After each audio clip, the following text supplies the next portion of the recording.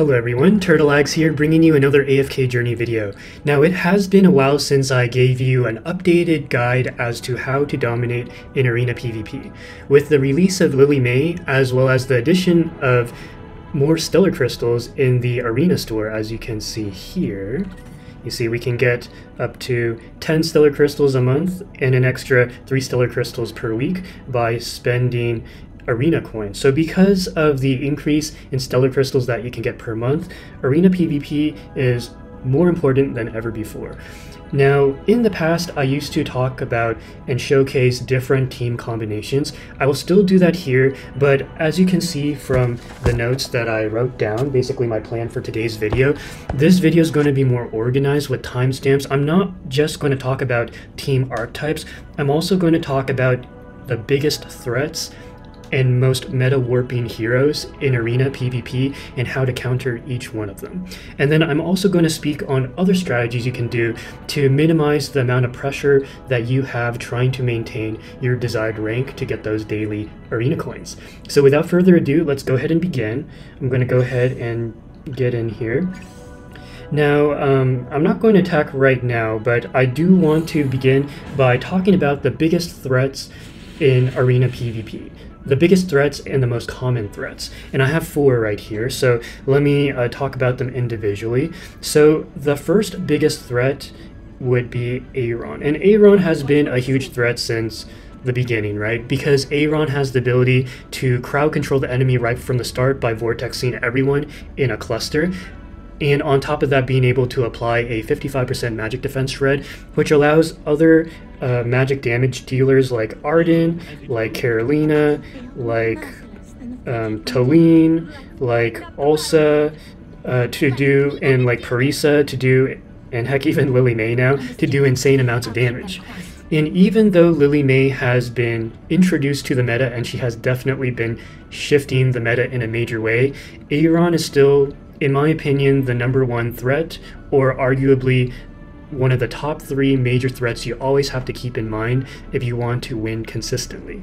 So Eironn is one major threat, and the way I would personally counter Eironn, there's 2 ways I would typically counter Eironn. One is with Lily May, because Lily May has the ability to she'll basically enter the battlefield in a defensive stance, and then she will basically cancel the first ultimate that the enemy casts. She will go out of her defensive stance so that she cannot counter any more ultimates besides that one, and then she'll do major damage on that enemy that tried to do the ultimate, while also depleting that enemy's energy by at least 700. So, Lily May is one major counter for Eironn. Another major counter for Eironn is either Shakir or Seth. And the reason why Shakir and Seth are such good counters for Eironn, if I can find Seth, is because, first of all, there's the faction bonus, where Shakir and Seth, they take 15% less damage. If you look at the faction strategy, they do 15% more damage against Wilders, because they're Maulers, but they also take 15% less damage. And what's cool about Shakir and Seth, if I can find Seth, okay, I can't find Seth right now, but you all know who he is. They have the ability to basically ignore what the enemy tries to do. Even if the opponent's Eironn tries to crowd control your team, Shakir and Seth will eventually displace from the pack and hunt down specific units. In Shakir's case, what he ends up doing, he'll rush towards the enemy, usually it's the tank that's closest to him, and then when he enters his wolf state, he will actually knock back the enemy that he's in contact with and pounce over that enemy and start swiping also the enemies behind him. Seth is kind of a similar situation where he will actually laser focus on the enemies that have the lowest HP, which is very valuable, I want to say. It's actually a very good Damien counter as well, because generally speaking, Damien's chariot is one of the first ones to get really low on HP, so Seth will ignore the other enemies and go straight towards the chariot, kill the chariot to take out that healing part of the team, and then start hunting down one by one the enemies with the lowest HP. So that's how I would counter Eironn. Now, Lily May is the second big threat, not only our waifu, but also probably one of the strongest heroes in the game right now. The reason why she's so powerful is that not only does she cancel an enemy's ultimate, she also does a ton of damage. She has periods of time where she's invincible, and untargetable. And I've seen situations where I was in, like, say, a 1v3 situation.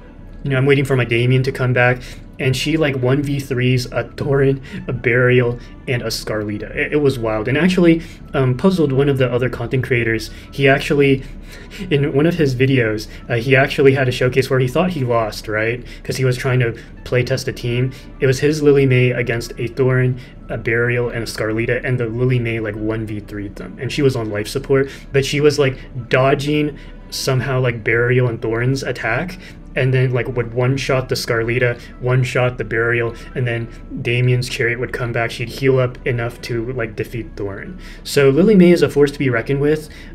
Definitely, I think, a must-pull hero, not just for arena PvP, but also for leaderboards in Dream Realm. The way I would counter Lily May, the thing is, Lily May is so powerful that the only way to really counter Lily May is either to bring a Lily May of your own in order to have parity, right? Or you would basically need to have a combination of someone who can ult very fast to bait Lily May out of her defensive stance. The two biggest ones being Eironn and Brian, because these are the two heroes that ult immediately. So one of these two heroes plus a Shakir. Remember what I said about Shakir earlier, how he has a faction bonus against Wilders and also takes less damage from Wilders. Lily May hits like a truck, so having a really tanky, hard-hitting hero like Shakir in Lupine Aura state to apply constant pressure on Lily May will allow you to counter her even if she's dodging half the time. So basically it would be like Eironn and Brian in combination with Shakir if you don't have a Lily May of your own. I think the easiest way to counter a Lily May is to maintain parity by bringing your own Lily May as heavily invested as possible. But if you don't have a Lily May, realistically you need to bring two units. One to bait Lily May out of the offensive mode, out of the defensive stance, and then someone really powerful like Shakir to finish her off. So that's the second biggest threat. The third biggest threat is Scarlita. Now the reason why Scarlita is so powerful is because a heavily invested Scarlita is not only able to maintain the health of the entire team during the first however many seconds of the match, but when she comes down she'll stun and then she'll start yeeting enemies off the map. And she actually hits pretty hard, and even if she doesn't yeet multiple enemies off the map, she does stun them for about 4 seconds. Very powerful hero. The way to counter Scarlita, there's two main ways to do so. And Scarlita, once again, is a hero that you actually need to bring two heroes to counter. One, of course, is to maintain parity with your own heavily invested Scarlita. That's one. But I would actually go a step further by bringing a Foresto and Scarlita. Now, some of you guys may be rolling your eyes. Don't worry, I will go over another counter to Scarlita, but I mentioned this one because this was a really cool tech that one of my content creator friends, Mako AFK, taught me, which is that when you are going against an opposing Scarlita, there is some RNG as to who ends up yeeting the enemies off the map first. You can almost think of Scarlita as a glass cannon. Whichever glass cannon is able to get their Omega OP yeeting potential out first is going to be the team that wins. Well, the way that you outvalue the opponent's Scarlita with your own is by having Scarlita be buffed by the main Foresto. And the reason you do this is because main Foresto, if you recall, as part of his kit, he is able to provide, I think, like 14% energy generation to the ally that's behind him. And yeah, 14% energy recovery. And what this does is it makes Scarlita yeet first 100% of the time, assuming that the opponent is not doing the same thing against you. So this is a very little known tech that if you are serious about competing, you might want to keep this a secret, because this is such an OP tech that literally it's a game changer. It can make it so you can 100% win against an opposing Scarlita. So this is probably the most reliable tech against an opposing Scarlita. One is to maintain parity by bringing your own Scarlita. Two, the more reliable way, is to bring a Scarlita, but instead of a Thorn, you will use a Foresto, having Scarlita behind the main Foresto. That way your Scarlita will be the Scarlita that moves first with her yeeting potential. Okay. Now the second way to counter Scarlita is with a really cool tech that, once again, Mako AFK taught me, and this is a combination of Haywin and Coco. along with the Star Shard spell. This is like the ones, or one of two situations where you would not go with the Confining spell. As many of you know, the Confining spell is the most powerful spell in Arena PvP right now. I don't think anyone will really argue with that. If I can find Coco. I have so many heroes now. Okay, so Coco and Haywin. So these two along with Star Shard spell.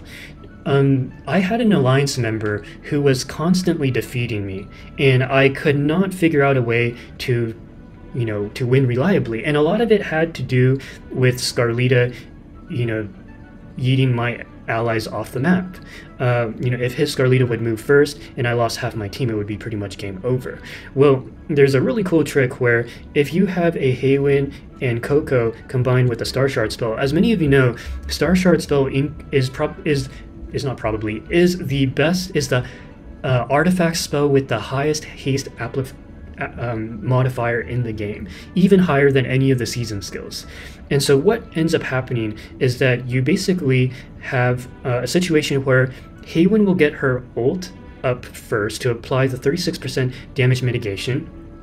And then this is when you first stabilize, right? Because you have the prayer rain, and then you have, you know, the 36% damage mitigation. And then you have Coco shortly after that ulting. So you have a 36% damage mitigation plus a 45% damage mitigation, which combined makes it so that when the opposing Scarlita tries to yeet your heroes off the map, your allies completely shrug the attack off. Scarlita ends up doing no damage and is out of yeeting formation, right? Because she'll yeet you, nothing happens, and then you finish off the Scarlita. So those are the two main ways to counter Scarlita. Now the last big threat that you have to worry about is Thoron. And, you know, I'm sure that each one of us at some point in our life has had a net advantage against a Thoron team, and then the opponent's Thoron one-hit KOs 3 of your allies. You know, we've all experienced that at least once in our life. And, you know, whenever I face a Thoron team, Thoron is probably the hero that I'm actually the most scared of in this game because of the threat of that happening.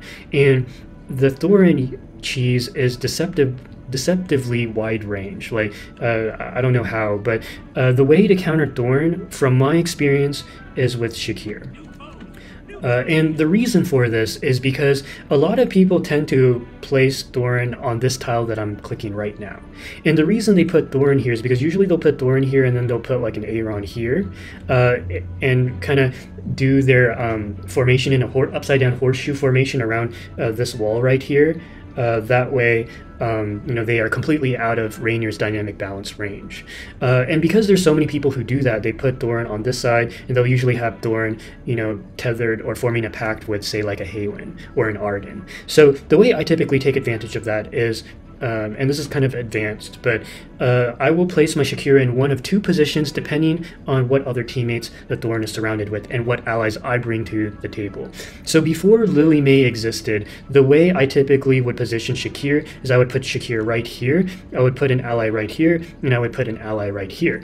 And I would put an ally right here. And the reason I would do that is because when the opposing Eironn does the ultimate first, my Shakir will move over here to meet and run and meet Thoron, right?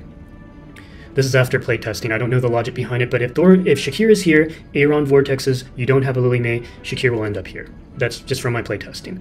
And then Shakir will, you know, meet Thoron right about here. They'll be kind of sparring. The rest of your team is over here. You know, and sometimes the opposing Eironn will get a second vortex off to bring your allies even closer to you know, Shakir and Thoron. But what will end up happening is that Shakir will enter his Lupine Aura.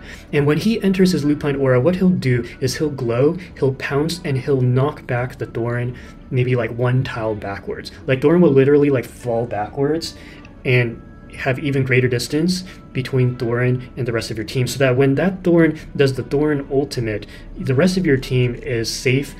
You know, they're not caught in the crossfire. And Shakir is able to handle Thoron quite comfortably. They end up being in a stalemate until, say, like your Scarlita comes down to slam and like take out that Thoron, or say like maybe your Lily May has finished the rest of the enemies and then comes to help Shakir finish off Thoron. So Shakir is basically, in my opinion, the best counter to Thoron. So now that we've talked about the biggest, most meta-warping threats that you have to deal with and how to counter them, now let's talk about the two most popular archetypes. Now, the archetypes, there's two main kinds. There's the Divine comp, and then there's the Eironn Lily May CC comp. Let's first talk about the Eironn Lily May CC comp, since that's the most common. So, they come in many different flavors depending on the investment of the account.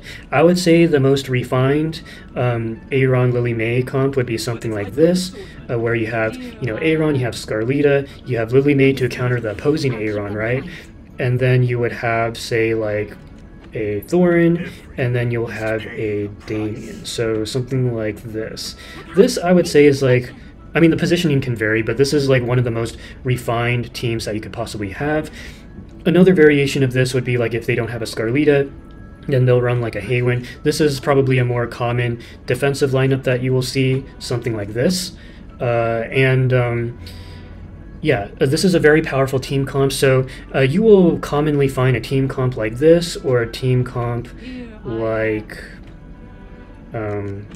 this, and the way you would counter this, so if you kind of take the concepts that I was talking about before, you would basically maintain parity by bringing your own Lily May, right? And if you don't have Lily May, then you're going to bring an Eironn and a Shakir. And in a situation like this, if you don't have a Lily May, what I would highly recommend you do is that you have Thoron combined with Shakir. Your Eironn is going to bait the opposing Lily May out of her defensive stance. That way Shakir has free reign to go into his Lupine aura. So I would do something like this, and if you don't have a Scarlita, then you would do like a Haywin.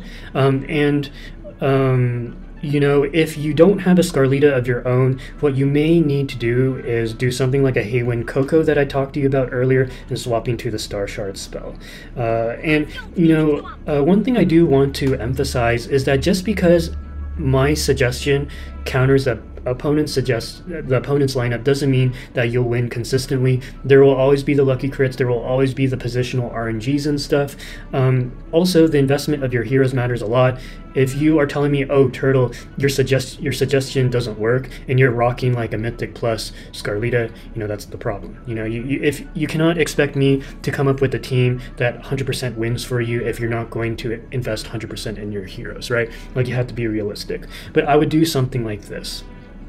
And then there's other variations too, and these are like the less refined variations. So you can see something like this, and then you probably do something like that. This is also a very common team formation for people who don't have Scarlita, or who value Lily May so much that they bring a team comp like this, and a confining spell. So typically for Arden, and even Carolina, this counter is still the same. I still bring Shakir. As a matter of fact, Shakir, I would probably make it so that I can guarantee that Shakir comes down this lane to meet Thoron, knock back Thoron when he enters the Lupine state, and give Arden some grief. Anyways, you'll hear time and time again that one of the best counters for Thoron, one of the best counters for Lily May, one of the best counters for any of the Wilder faction, because we are in a heavily Wilder-dominated field right now for Arena PvP. Investing in a Shakir right now is not a bad idea, especially now that Shakir is best in slot for like 2 of the Dream Realm bosses. They changed the AI for Shakir so that he positions a little closer to the rest of your team against the Dream Realm boss, which allows more of your allies to be protected and benefiting from his Lupine aura. So anyways, I digress. So that is pretty much the Eironn Lily May's crowd control comp. Now, you may face, if you are high enough in the rankings, the Divine comp. And this was a term that I heard before, but I didn't know what it was until a viewer explained it to me. The Divine comp is basically a wallet comp. You defeat the enemy with your wallet. And this essentially would be something like this. Let me give you a very scary example. So something like, let's say like this. Basically, it'll be any of the 6 Celestials. It'll be like Fresto, Rainier, Talene, Scarlita, Dianel, and Burial. Those are the 6 Celestial Hypogenes. And then, the heroes that would complement any of these 3 to 4 Celestials would usually be a Damien, followed by a Thoron and a Lily May. That's how powerful Thoron, Lily May, and Damien are. And the way to counter this is by knowing the key strategies that I told you guys about, right? Like, one way to counter a Scarlita is by knowing the Scarlita Foresto combo, right? One way to counter Lily May is to bring a Lily May of your own. Just maintain parity. This is the best way to counter Lily May without having to go 2 for 1, right? It's kind of like in Magic the Gathering, where typically speaking, you don't want to spend more than 1 card to counter one of the opponent's cards, right? Actually, what would be even better is to play 1 card and it takes 2 of the opponent's cards to counter one of yours. Same idea here. Any hero like Scarlita or like Lily May that requires at least 2 heroes to counter that 1 hero is going to be a huge boon for your team. Which is why I generally tell people that if you choose not to invest in Scarlita, if you choose not to invest in Lily May, just know that if someone brings one or both of them into the mix, you're at a severe disadvantage. It would literally, if you were to go against an opposing Scarlita and an opposing Lily May without a Scarlita or Lily May of your own, you literally need to bring like 4 heroes to counter those 2 heroes. That's how much of a deficit you put yourself in. So I just want to emphasize that. Now, to counter a divine comp, it really depends on what they bring. For instance, if I was to show you, let me find my guildmate or my alliance mate here. So he is he is rocking 1 flavor of a divine comp. I'll tell you exactly how I counter him. So basically, taking all the concepts that I took, that we talked about before. So, he's bringing a Lily May, right? So Lily May, the most efficient way to counter a Lily May is to maintain parity by bringing a Lily May of your own. And the way I have an additional advantage against his Lily May is by providing a 14% damage reduction with an Illusion Foresto. And then he brings his Scarlita. So how do you counter a Scarlita? First you maintain parity with your own Scarlita, and then you go 1 step further by making your Scarlita always be the one to yeet first. This is an advanced tech where you basically have the main Foresto to provide the 14% energy generation for Scarlita, so that my Scarlita is always 100% countering his Scarlita first. My Scarlita will always yeet before his Scarlita. So his team ends up falling apart, and I have my Scarlita along with all my other healthy units. And then he brings a Talene. And, the way that I counter his Talene and I counter his Rainier is with a Burial. Because what Burial does is that he has 2 different ways, and if you Paragon him, he has 3 different ways to take away energy from the opponent. One is with his ultimate, another is with his, I think his EX weapon. Yeah, with his EX weapon, if they're isolated, and one is with Paragoning, right? Because when you Paragon any hero, they also have, you can take away energy. And because I have a P2 Burial, because Burial's one of my most favorite heroes in this game, with Talene is a very energy-hungry hero. So, Burial is able to basically shut her down, and Rainier is one of the squishiest heroes in this game, to where if, and Rainier doesn't really move either. So long as you can harass the Rainier and take out that Rainier before he blinks one of your allies, off the map, he's basically like a wasted unit. So, and then of course rounding out would be someone like a Damien. Damien is one of my most favorite single healers in the game. If you want the most efficient healer, who is the most reliable healer, who on his own is able to keep your allies nice and healthy, it would be Damien, because he is a very offensive, crowd controlling, reoccurring healer, right? Like when the chariot dies, he resummons the chariot. So you almost always have a healer until the end of the match. Second, he blinds the enemy, and then to weaken them, he can stun the enemy and also hit pretty hard. And he tends to stun the backmost hero, which tends to be someone like Lily May, like Arden, someone, crowd controlling or causing grief to your own team. He also has the ability to inspire your allies, where every time that you have a fresh chariot, he inspires, when you have an ally in the red, which causes the chariot to heal and provide some haste to your allies. So this is kind of like the thought process behind how I counter teams. Basically, a lot of people are like, can you form a team, right? But nowadays when I team build, I think about like, okay, every one of my heroes has an assignment. How do I counter every single one of the chess pieces on the opposing side of the field? And with the biggest threats, the most meta-defining heroes like the Eironns, the Lily Mays, the Scarlitas, and Thorns, those 4 pieces are kind of like the queens. In terms of chess terms, they are like the queens of AFK Journey. It generally takes at least an opposing queen to maintain parity, or at least a rook and a bishop, or a rook and a knight in order to trap and KO that queen, right? So same idea here. Now, 2 more concepts that I want to speak of, just to kind of round out this guide, which is a more in-depth guide, is map selection as well as alliances. Let's talk about map selection next. So when it comes to defense, there's only 2 maps that I would ever consider. One is map 3, which you guys are more familiar with, and one is map 4. Now, nowadays, because I run a defensive comp that works with Burial, if you are rocking a Burial comp, I would recommend Arena map 4.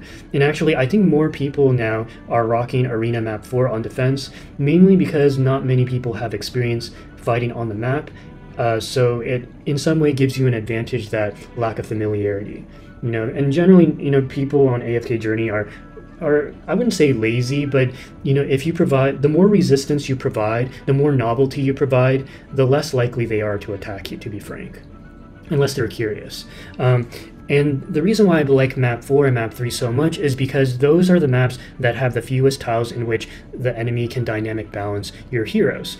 Now, in the past, I used to fear Sylvina, I used to fear Vala, but nowadays, actually, I kind of realized that Vala and Sylvina, well, actually, I should say Vala is kind of overrated. Like, I got my Vala recently to EX15, have been running her in Supreme Arena. I think I ran her for probably like 2 months until I realized that she just wasn't, how should I say, she wasn't holding up her end, like, just, I don't know, Sylvina is just probably even better than Vala.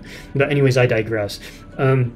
Basically, from a dynamic balancing perspective, the only 2 tiles that the enemy can dynamic balance are these 2 here.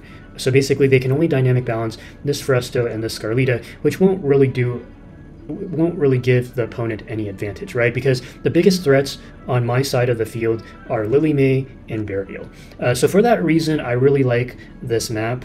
And the reason why I prefer Arena map 4 instead of map 3 is because on map 3, the enemies tend to cluster together, which makes my Burial produce fewer shadows.